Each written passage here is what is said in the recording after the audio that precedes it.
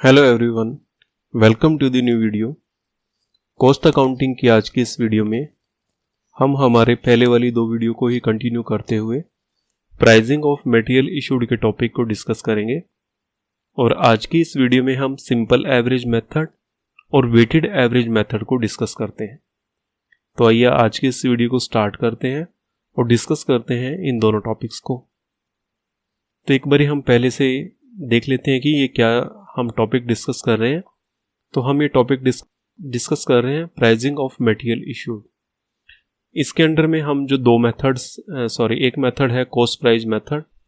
ये वाला मेथड हम पहले वाली दो वीडियो में डिस्कस कर चुके हैं, जिसके अंदर में हमने FIFO method, LIFO method, HIFO method जो है वो हमने डिस्कस किए थे। तो आप इन दोनों वीडियोस को आप जाके देख सकते हो।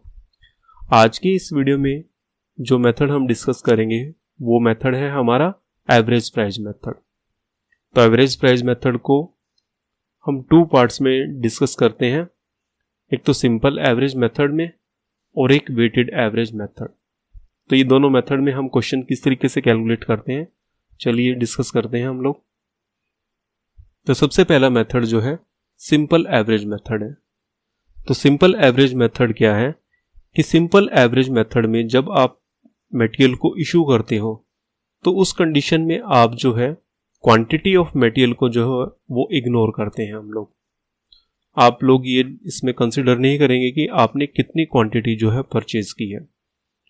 इसके अलावा जो एवरेज प्राइस जो आप कैलकुलेट करोगे, तो जितने टाइप के आपके पास मटेरियल अवेलेबल हैं उन मटेरियल्स के प्राइजेस को ऐड करके और टाइप ऑफ मटेरियल से आप उसमें डिवाइड कर देंगे। जितने टाइप्स के आपके पास प्राइजेस के मटेरियल अवेलेबल है, सपोज कि आपके पास 100 यूनिट है जिसका प्राइस जो है वो 20 रुपीज़ है। आपके पास 50 यूनिट है जिसका प्राइस जो है वो 22 रुपीज़ है, ठीक है ना। इसके अलावा और कोई भी हो सकते हैं आपके पास मटेरियल, लेकिन फिलहाल हम दोनों देखते हैं। तो इसमें हम लोग जो है मटेरियल की क्वांटिटी को इग्नोर करेंगे, हमने सिर्फ प्राइस को ऐड करना है। इन दोनों के प्राइस को ऐड किया और डिवाइड कर दिया हमने इसको 2 से, तो 21 रुपये में जो है आप मटेरियल इसमें इशू करेंगे। क्लियर होगी बात ये। सिंपल एवरेज मेथड में आपने क्या करना है कि क्वांटिटी को इग्नोर करके जो प्राइजेस हैं उनका आपने एवरेज करना है।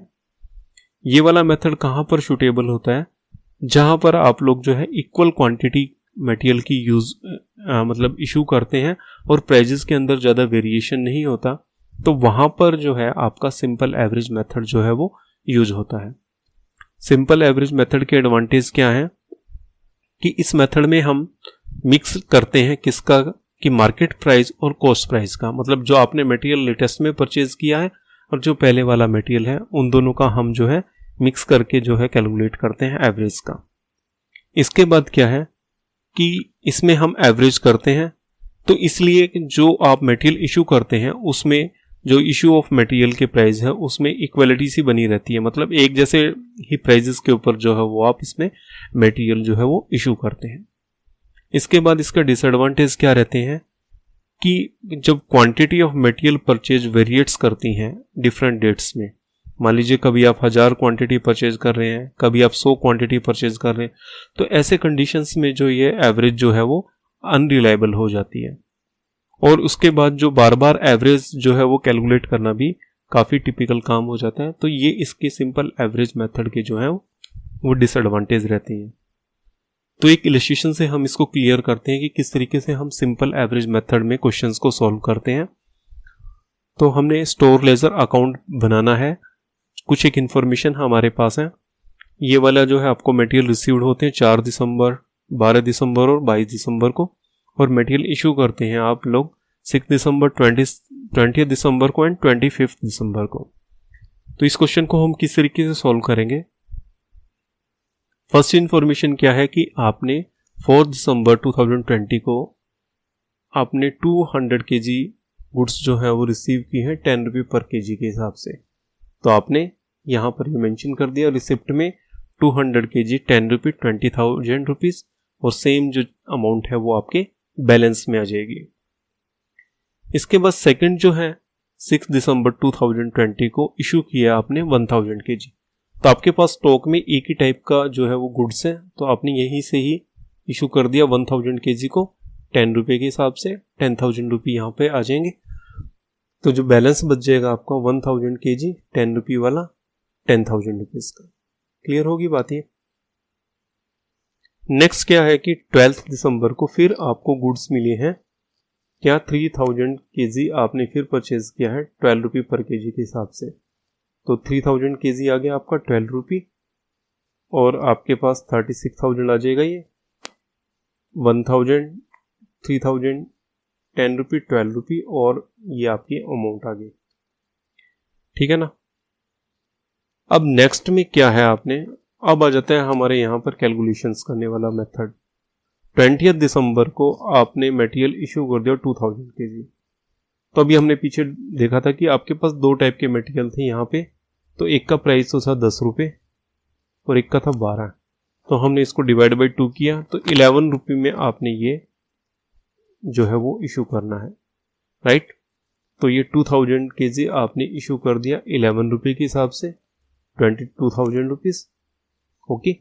अब आपके पास 4000 kg था जिसका टोटल अमाउंट 46 था। तो 2000 kg आपने 12,000 में इशू कर दिया तो आपके पास बैलेंस में 24,000 रुपीज़ रह जाएंगे, राइट। अब फिर आपके पास आ जाता है 1000 kg गुड्स आ जाते हैं 16 रुपये वाले 16,000 के। तो आपके पास आ गया 3000 kg, टोटल 2000 पहले था ना, 1000 आपके पास आया और 16 + 24 ये 40,000 रुपीज़ आपके पास अमाउंट ये आ जाएगी, राइट। अब इसके बाद आपने 25 दिसंबर को 3000 kg जो गुड्स हैं वो इशू कर दिए। तो आपके पास 12 रुपीज़ का एक गुड्स रह जाएगा और एक 16 रुपीज़ का रह जाएगा, क्योंकि आप ये देखेंगे कि यहाँ पर 2000 kg आपके पास पहले आया था, ठीक है, फिर 1000 kg आया था। तो आपने पहले 2000 kg इशू कर दिया तो आपके पास ये वाला गुड्स जो है वो ख़त्म हो जाता है। ये वाला गुड्स जो आपके पास स्टॉक में रहता ही नहीं है। तो इसलिए जो स्टार्टिंग वाला जो 10 रुपये वाला जो गुड्स था वो ख़त्म हो जाता है। तो आपके पास स्टॉक में जो है वो 12 रुपीज़ वाला जो 12 रुपीज़ वाला जो 1000 kg है वो पेंडिंग है। तो इसलिए हमने यहाँ पर 12 लिया है। कई बार आपके दिमाग में कहीं कन्फ्यूजन नहीं हो जाए कि सर ने 10 वाला 10 रुपीज़ जो है वो क्यों नहीं लिया, यहाँ पे 10 वाला था, यहाँ 12 रुपये वाला था, ठीक है ना। तो जब आपने 2000 kg इशू किया है तो यहाँ से ये वाला मटेरियल जो है वो सारा का सारा कंज्यूम हो गया। तो आपके पास स्टॉक में 12 रुपये वाला और 16 रुपये वाला बचता है। तो यहाँ पे 2 रुपये से डिवाइड करेंगे तो 14 रुपये में आप इसको इशू कर देंगे। तो 3000 14,000 एंड 42,000 रुपीज़ आपका हो जाएगा। तो अगर यदि आप ये टोटल देखेंगे तो 74,000 रुपीज़ आएगा, ठीक है ना। तो यहाँ पर आप लोग जो है ना इसका डिफरेंस देखेंगे तो ये आपका 2000 रुपीज़ का जो है वो डिफरेंस रह जाएगा। तो जो 2000 रुपीज़ का डिफरेंस है वो आपके प्रॉफिट एंड लॉस अकाउंट में चला जाएगा, ठीक है ना, एज ए प्रॉफिट। क्योंकि जो आपने रिसिप्ट किया है वो 72,000 रुपीज़ का किया और आपने इशूड कर दिया 74,000 रुपीज़ का। तो ये वाली कैलकुलेशन जो है 2000 रुपीज़ कॉस्टिंग जो है वो आपका प्रॉफिट एंड लॉस अकाउंट में ट्रांसफर हो जाएगा। नेक्स्ट जो मेथड आता है आपका वेटेड एवरेज मेथड आता है। अब वेटेड एवरेज मेथड में क्या है कि under this method issue price material is calculated by dividing total cost available of the material, यानी कि जितनी उस मटेरियल की टोटल कॉस्ट है on the date of issue by the total quantity of material available, ठीक है ना। अभी तक जो हमने सिंपल एवरेज में तो हमने क्या किया था, मान लीजिए 100 kg आपने 20 में परचेज किया और 50 kg आपने 18 में परचेज किया, तो इन दोनों का एवरेज कर देते थे। लेकिन इसमें हम क्या करेंगे, ये तो हम लिखेंगे इसको टोटल 2000 रुपीज़ और इसको लिखेंगे हम 900 रुपीज़। तो ये जो टोटल आ जाएगा 2900 इसको हम 150 से डिवाइड कर देंगे, ठीक है ना। जो भी प्राइस आएगा उसमें आप जो है वेटेड एवरेज के अकॉर्डिंगली जो है मटेरियल इशू कर देंगे। एडवांटेज क्या रहती है इस मेथड की, this method is scientific method. Scientific method किस कारण से है, क्योंकि टोटल कॉस्ट जो आप कैलकुलेट करते हो तो टोटल क्वांटिटी और टोटल प्राइस के बेसिस के ऊपर जो है आप इसको कैलकुलेट करते हो। सेकंड है इजी टू कैलकुलेट, ठीक है ना, क्योंकि आप कंटिन्यूअसली इसको एक सिस्टमेटिक वे में आप इन चीज़ों को वेटेड एवरेज को कैलकुलेट करते हो, तो इसलिए ये कैलकुलेशन जो है वो इजी हो जाती है। जो क्योंकि जब भी आप नया मटेरियल परचेज करते हो तो उसकी जो टोटल कॉस्ट है वो पहले वाली कॉस्ट में जो है ऐड हो जाती है और नई मटेरियल में जो बचता है जितनी भी क्वांटिटी बचती है उससे डिवाइड हो जाती है, ठीक है ना। इसमें आ जाएगा next, this method is mix of market price and cost price, क्योंकि आप लेटेस्ट वाले को पीछे वाले जो मटेरियल है उससे ऐड करते हैं, तो इसलिए ये एक मिक्सचर होता है मार्केट प्राइस और कॉस्ट प्राइस का। Closing stock shows appropriate value at the end, क्योंकि मार्केट प्राइस भी आप इसमें कंसिडर करते हो तो क्लोजिंग स्टॉक की वैल्यूएशन भी जो है वो मार्केट प्राइस के आसपास होती है। इसके बाद इसमें डिसएडवांटेज क्या रहती है, अगर आप मटेरियल को बड़ी फ्रीक्वेंटली परचेज करते हैं तो वहां पर आपका काम जो है वो इंक्रीज हो जाता है। इसके अलावा material issued at average prices, so average price के ऊपर आप मटेरियल इशू करते हो तो इसलिए प्रोडक्शन की जो कॉस्ट है वो आप एक्चुअली उसको आप कैलकुलेट नहीं कर पाते हो। तो ये इसके जो है वेटेड एवरेज मेथड के डिसएडवांटेजेस हैं।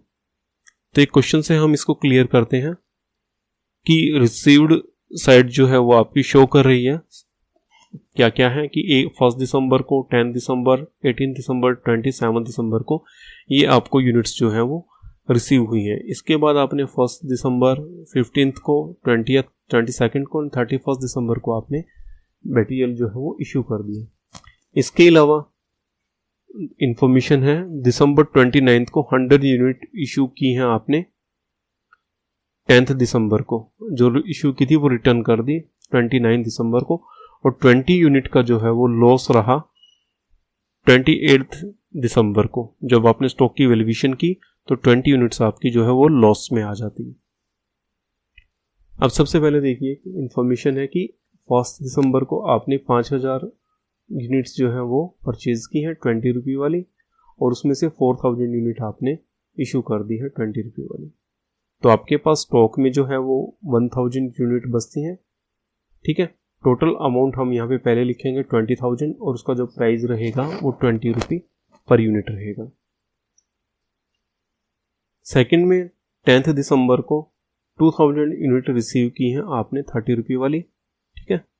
2000 यूनिट 30, 60,000 रुपीज़। तो अब आपके पास 1000 तो पहले थी और 2000 आपने फिर रिसीव कर ली, 3000 होगी यूनिट। ये टोटल अमाउंट 20 और प्लस 60, 80,000 हो गया। अब ये कैसे कैलकुलेट किया, 80,000 को आपने 3000 से डिवाइड किया तो 26 रुपये ये 70 पैसे ये कैलकुलेट होकर आपकी अमाउंट आ जाती है। इसके बाद 15 दिसंबर को आपने इशू कर दिया 1000 यूनिट, तो आपने इस रेट पे इशू करना है, वेटेड एवरेज है, तो आपने 1000 यूनिट 26 रुपये 70 पैसे, 26,700। आपके पास स्टॉक में 2000 यूनिट 26 रुपये 70 पैसे वाली 53,300 रुपये रह जाएंगे। नेक्स्ट आपको 4000 यूनिट फिर मिल गई 1,60,000 रुपीज़ की 40 रुपये के हिसाब से। अब आपके पास टोटल अमाउंट कितनी, टोटल यूनिट कितनी होगी, 2000 प्लस 4000, 6000 हो गया ना। आपके पास टोटल अमाउंट कितना हो गया, ये अमाउंट था पहले आपके पास, इसमें आपने ये वाला अमाउंट और जोड़ दिया, ठीक है। अब जो वैल्यू आई 35 रुपये 55 पैसे, तो इस अमाउंट को जो है आपने 6000 से डिवाइड कर दिया तो 35 रुपये 55 पैसे पर यूनिट आपकी कॉस्ट आ जाएगी।